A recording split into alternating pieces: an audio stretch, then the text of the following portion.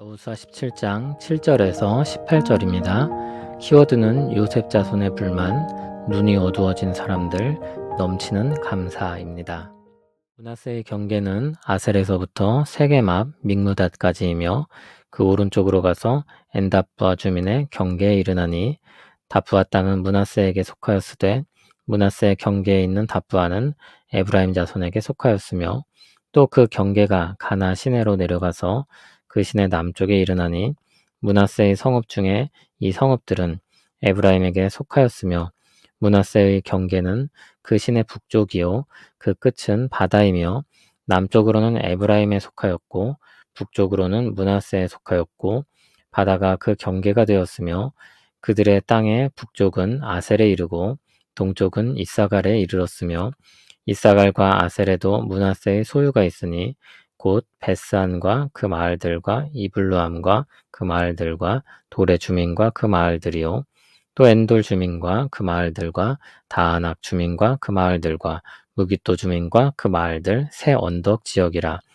그러나 므낫세 자손이 그 성읍들의 주민을 쫓아내지 못하매 가나안 족속이 결심하고 그 땅에 거주하였더니 이스라엘 자손이 강성한 후에야 가나안 족속에게 노역을 시켰고 다 쫓아내지 아니하였더라.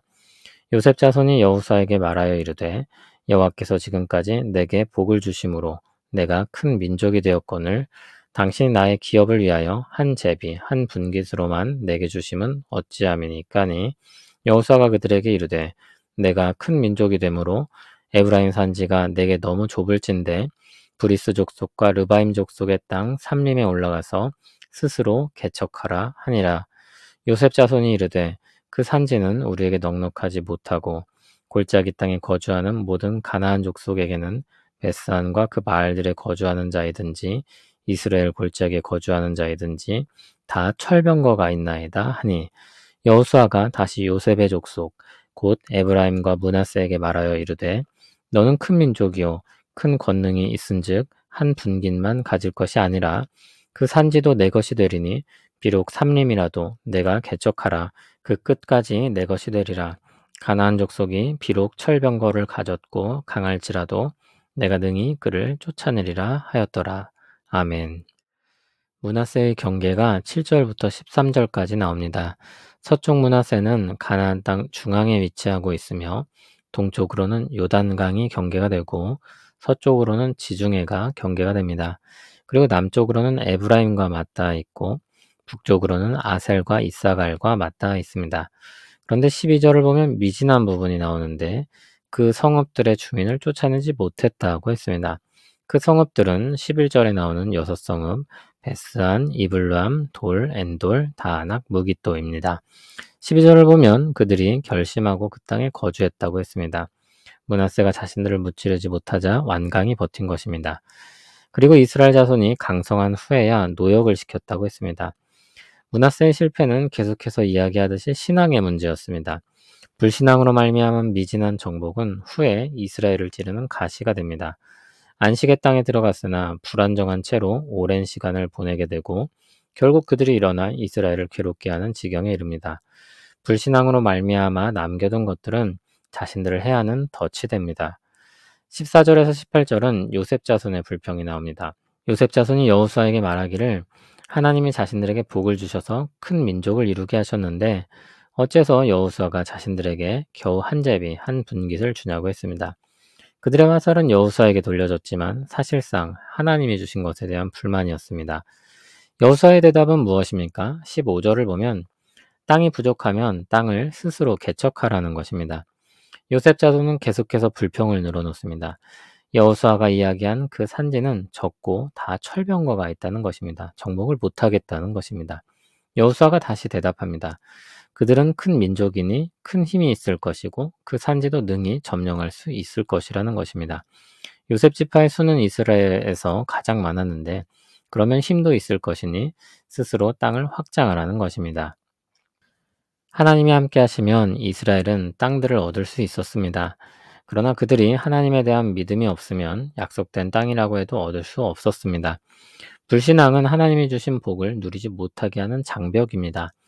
요셉의 자손, 즉 에브라임과 므낫세는 불순종하여 정복 전쟁에 있어서 미진한 부분들을 남겼습니다. 그런데 그러면서도 지금 형편에 대해 불만을 가졌었습니다. 자신들이 해야 할 일들은 외면하고 자신들이 원하는 것들에 대해서는 불평을 표했습니다. 순종하여 얻을 땅들이 있었고 하나님이 주신 많은 사람들과 큰 힘이 있었지만 그들은 감사할 줄 몰랐습니다. 사실 그들이 얻은 땅은 적지 않았습니다. 더욱이 므낫세의 경우는 요단 양편에 땅을 얻었었습니다. 하나님이 그들과 함께 하시며 그들을 크게 하신 역사와 그 열매들과 땅들을 얻었으나 만족할 줄 몰랐습니다. 그들은 눈이 어두워져 하나님이 주신 것들을 놓치고 주께서 주신 기쁨을 잃어버렸습니다. 하나님이 주신 것들에 대해 감사하지 못한 사람들의 특징은 자신들이 해야 할 일에 대해서는 소홀히 하고 주신 것들을 작게 여기고 불평과 불만을 가집니다. 그들에게는 만족이 없고 감사가 없습니다. 전도서 5장 10절은 이렇게 말씀합니다. 은을 사랑하는 자는 은으로 만족하지 못하고 풍요를 사랑하는 자는 소득으로 만족하지 아니하나니 이것도 헛되도다. 우리는 그러한 불신앙적인 마음으로부터 나와서 시편 90편에 나오는 모세와 같은 고백으로 기도해야 할 것입니다. 불신앙으로 눈이 어두워진 사람은 할 수 없는 기도입니다. 아침에 주의 인자하심이 우리를 만족하게 하사 우리를 일생 동안 즐겁고 기쁘게 하소서. 아멘. 골로새서 2장 6절 7절은 우리에게 이와 같은 권면의 말씀을 주고 있습니다. 그러므로 너희가 그리스도 예수를 주로 받았으니 그 안에서 행하되 그 안에 뿌리를 박으며 세움을 받아 교훈을 받은 대로 믿음에 굳게 서서 감사함을 넘치게 하라. 그리스도 예수를 주로 받았습니다. 그리스도는 온 세상의 통치자이시며 인류의 역사를 구원하시는 하나님의 계획이며 모든 지혜와 지식의 보고입니다. 그 안에서 살아가라는 말씀입니다. 하늘과 땅에 주와 함께 있는 사람들로서 살아가는 것입니다. 그리스도 안에 뿌리를 깊이 내리고 거기서 세워지고 교훈을 받은 대로 믿음에 굳게 서서 감사함을 넘치게 하라고 했습니다. 감사하는 마음은 하나님이 주신 선물들을 발견하고 많은 것들을 극복하기도 합니다.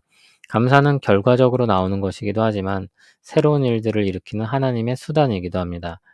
주 안에 뿌리 내리고 믿음으로 살아가면서 감사가 넘치는 우리 삶이 되길 소원합니다.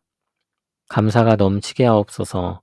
우리가 주 안에 있음을 기억하며 주 안에서 즐거이 살아가게 하옵소서.